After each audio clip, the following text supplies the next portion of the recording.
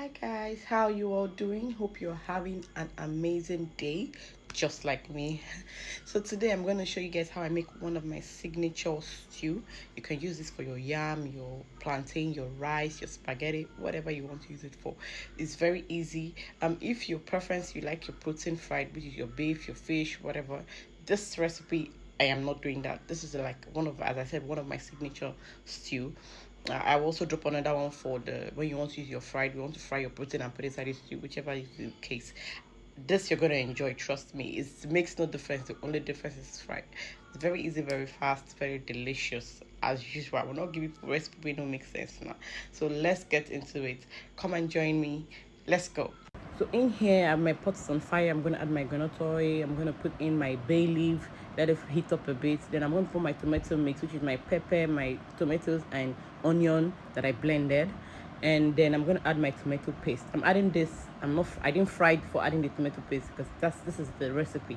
After adding this inside, I stir it and so that it can all mix together. Then I add my protein that I'm using here. I'm using a little bit of fish chicken and a little bit of beef.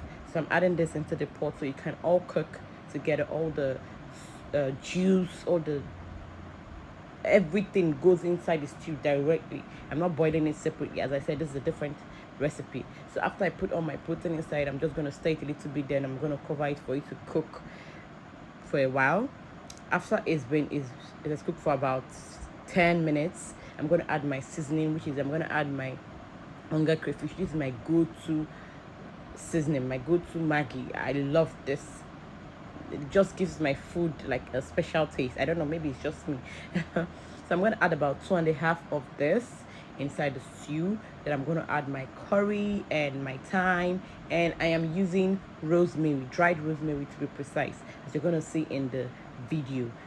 I practically just like the smell and the aroma it gives, the aroma and the taste it gives to my food. Rosemary in general, I use it for almost all my stew base, that's jollof rice, fried rice, and all of that. So here in we're pouring in our curry, and then we're going to add our rosemary, as I said earlier, and then a thyme, and then we're going to cover it to cook, and that's just it.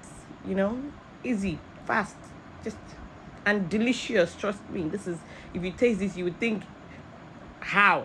That's what you ask, but your chef doesn't disappoint. So yes, that's practically it. This is the rosemary, dried one to be precise. So I'm just gonna sprinkle a little bit and then stir and cover and let it cook. I tasted it to make sure the Maggi and everything is perfectly in. You know, not too much Maggi inside the stew because you're still going to put salt in your rice. I use little to no salt when I'm cooking. I don't know most of my food. I don't know why. Just personal base. This is how your stew is going to look like after we. Thanks for watching. Bye.